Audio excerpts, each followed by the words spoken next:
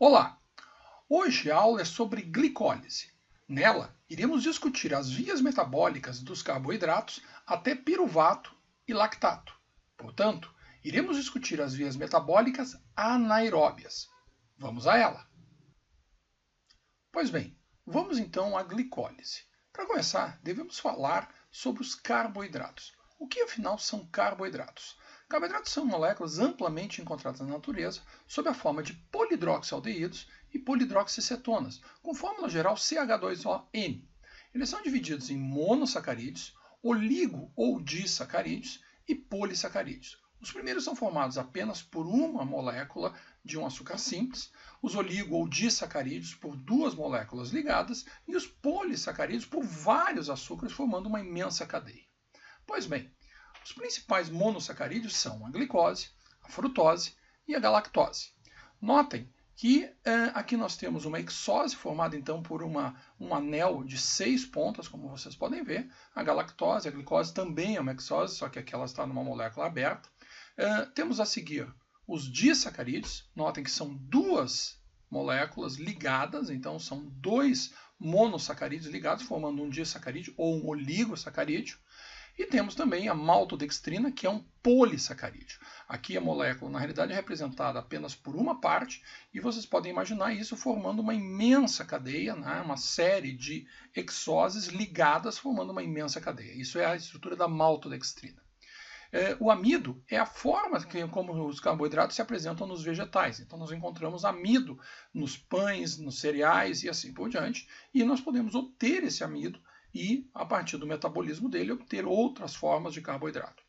Esses carboidratos são depositados nos tecidos animais, como no ser humano, sob a forma de glicogênio. Onde é que nós encontramos mais glicogênio?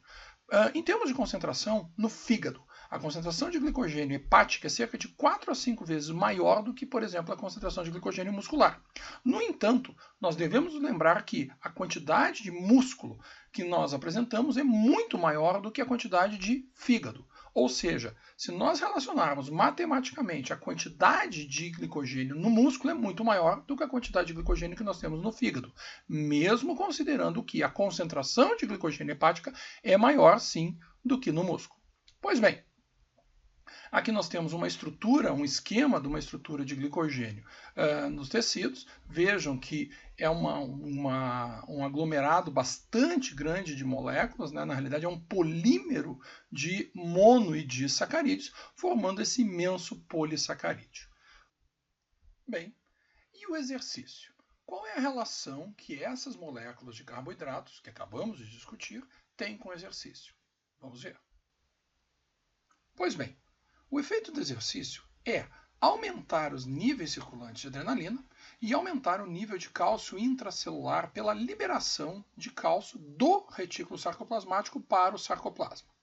Esse aumento de adrenalina irá ativar a proteína quinase A, a PKA, que por sua vez inibe a glicogênio sintase.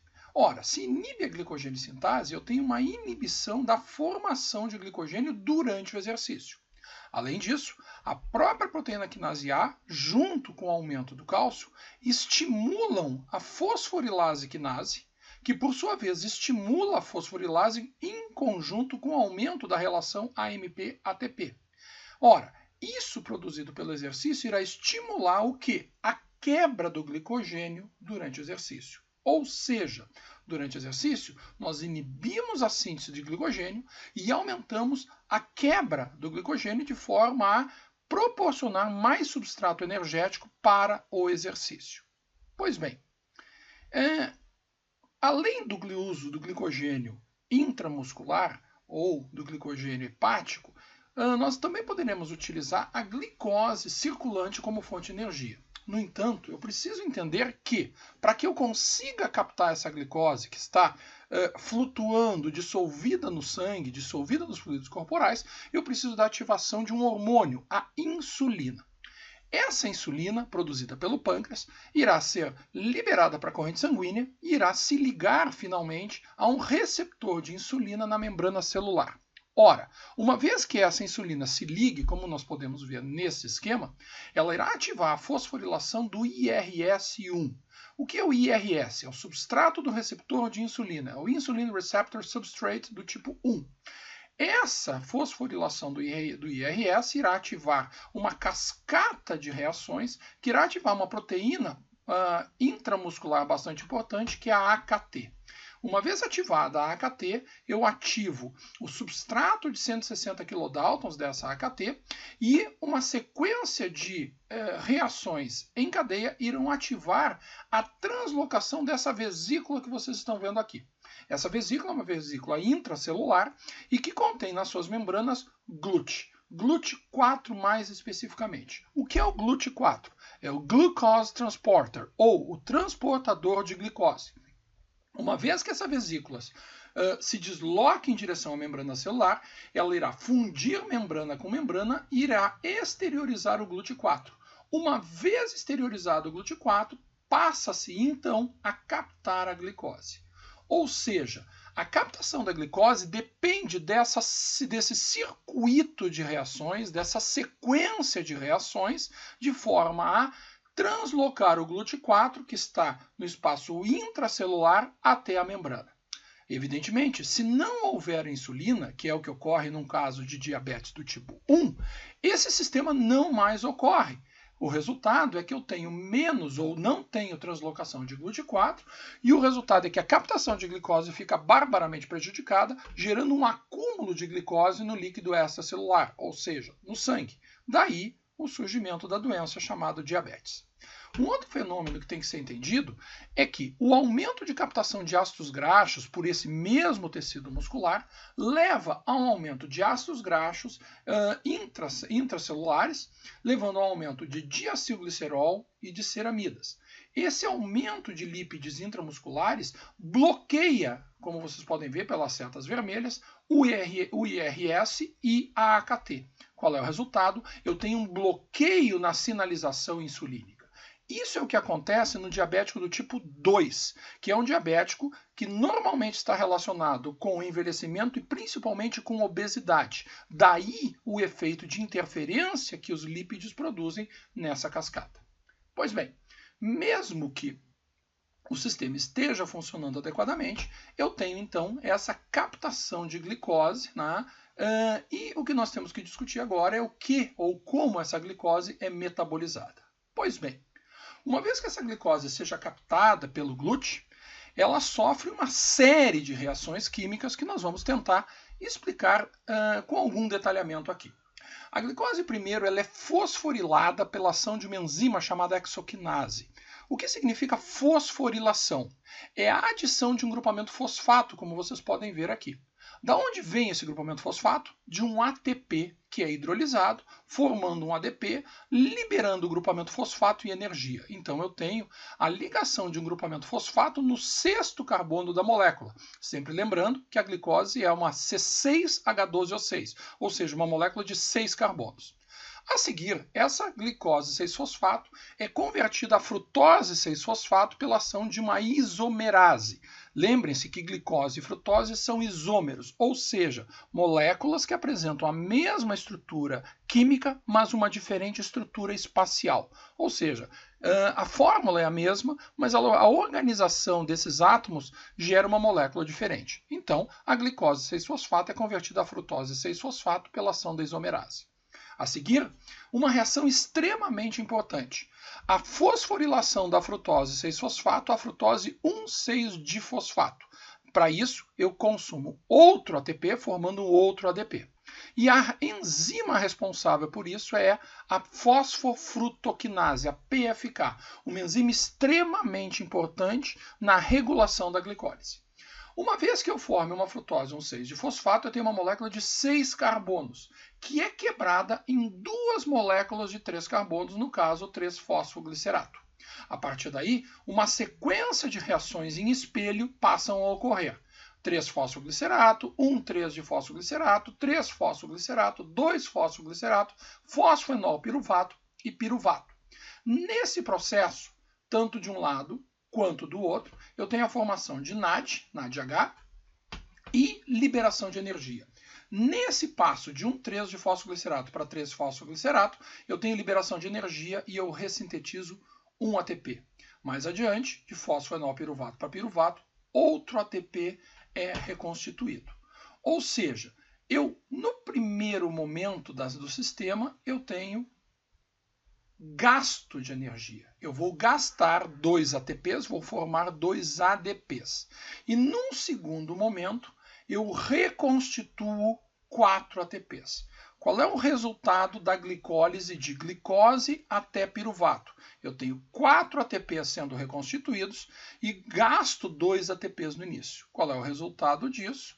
Ora, um rendimento energético de 2 ATPs por molécula de glicose. Pois bem, esse é o rendimento energético, que já é um rendimento energético maior do que o rendimento da creatina fosfato que nós vimos anteriormente. Ora, só que nós devemos nos lembrar que a glicose sim vai até piruvato, como a gente já discutiu, porém o piruvato é um elemento central do metabolismo. Esse piruvato ele pode ser convertido a alanina num processo de aminação, a alanina é um aminoácido, ela pode ser convertida a oxalacetato no processo de carboxilação. Esse piruvato também pode ser convertido a acetilcoenzima A numa via de oxidação e também pode ser convertido a lactato numa via de redução.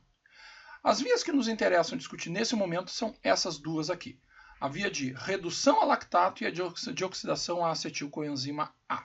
Pois bem, o que é que faz com que na rota de glicólise, que nós já vimos, esse slide não é novo, nessa rota de glicose até piruvato, lembrando que nós formamos 2 piruvatos, o que é que determina se o piruvato irá ou não ser convertido a lactato ou irá ou não ser convertido a acetilcoenzima A? Pois bem, para que o piruvato seja convertido a acetilcoenzima A, ele precisa entrar na mitocôndria, ele precisa ultrapassar as 2 membranas da mitocôndria. Se por acaso ele permanecer no citoplasma, ele será convertido a lactato. Ora, como é que funciona o processo de captação de piruvato pela mitocôndria? Aqui nós temos um esquema de uma mitocôndria e nós temos aqui o sistema de captação de piruvato. Ora, esse piruvato é formado no citoplasma. Uma vez que ele seja formado no citoplasma, ele tem que ser captado para o interior da mitocôndria.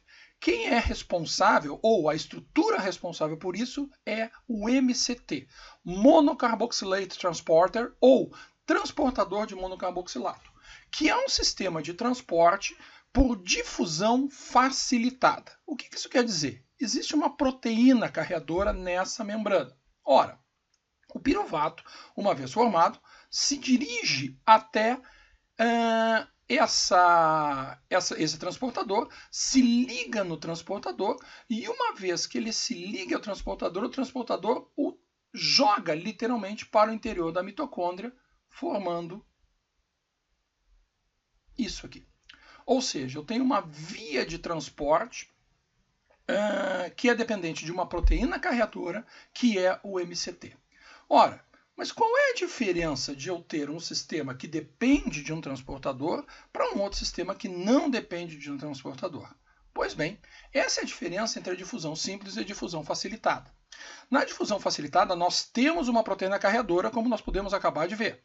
Na difusão simples, não há proteína carreadora, simplesmente o agente que está sendo transportado, que pode ser o piruvato, o lactato, um íon ou qualquer outra molécula ou átomo, ela irá passar por um canal ou mesmo pela fase lipídica da membrana, sem interação com nenhuma proteína importante. Ora, podemos ver que se nós aumentarmos o gradiente de concentração, num primeiro momento, tanto o sistema transportado por difusão simples quanto por difusão facilitada aumenta a velocidade de transporte. Se nós aumentarmos novamente o gradiente de concentração, ambos aumentam a velocidade de transporte. No entanto, se nós continuarmos fazendo isso, surge um momento onde a velocidade de transporte por difusão facilitada atinge o máximo, atinge um platô, como vocês podem ver aqui. Nós chamamos isso de saturação. A partir de determinado momento, esse transportador satura e ele não consegue mais aumentar a velocidade de transporte desse agente. Isso não ocorre com difusão simples, onde quanto maior o gradiente de concentração, maior a velocidade de transporte. Qual é o resultado disso? Ora, como o sistema do piruvato ele é dependente de um transportador, que é o MCT, e esse sistema é uma proteína, é, portanto, um mecanismo de fusão facilitada, a partir do momento em que nós tivermos uma grande velocidade de formação de piruvato, nós geraremos um grande gradiente de concentração e isso tende a levar o sistema a saturar, ou seja, de nada adiantará nós aumentarmos ainda mais a velocidade de formação de piruvato, que isso não aumentará a velocidade de transporte desse piruvato. Para explicarmos isso um pouco melhor, podemos usar esse esquema. Aqui temos uma mitocôndria com todos os seus MCTs e o piruvato sendo formado. Ora, se nós tivermos os MCTs desocupados, o que nós veremos seria o piruvato invadindo essa mitocôndria e, a partir dessa entrada, a conversão de piruvato a acetilcoenzima A e a consequente oxidação por via aeróbia. Ora, se por outro lado todos os MCTs estiverem ocupados por outros piruvatos sendo transportados, esses piruvatos extras aqui, eles ativarão uma enzima, que é a LDH, e irão formar como consequência o lactato.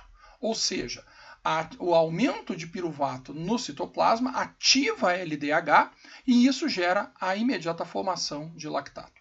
Ora, nós podemos comparar indivíduos com diferentes densidades mitocondriais, ou seja, indivíduos que apresentam diferentes quantidades musculares de mitocôndria, como este senhor e este senhor.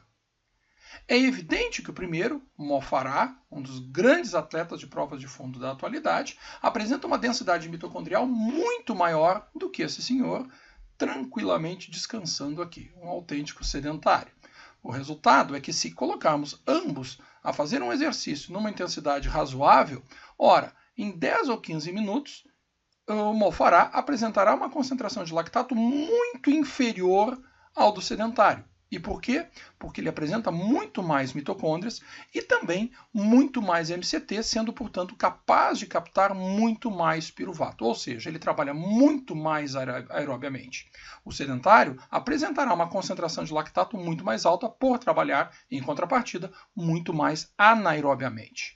Ora, a mensagem final dessa aula é a seguinte: o rendimento energético da glicólise é da ordem de 2 ATPs por molécula de glicose. O principal mecanismo de regulação da glicólise é a ação da fosfofrutoquinase, a PFK. O produto final da glicólise é piruvato. Esse piruvato ele pode ser convertido a acetilcoenzima A na mitocôndria ou a lactato e hidrogênio no citoplasma. E isso é determinado pela densidade mitocondrial, da forma como acabamos de discutir. A definição da rota é dada pela relação entre a velocidade de formação e a capacidade mitocondrial de captação de piruvato. Pois bem, por hoje era isso. Até a próxima!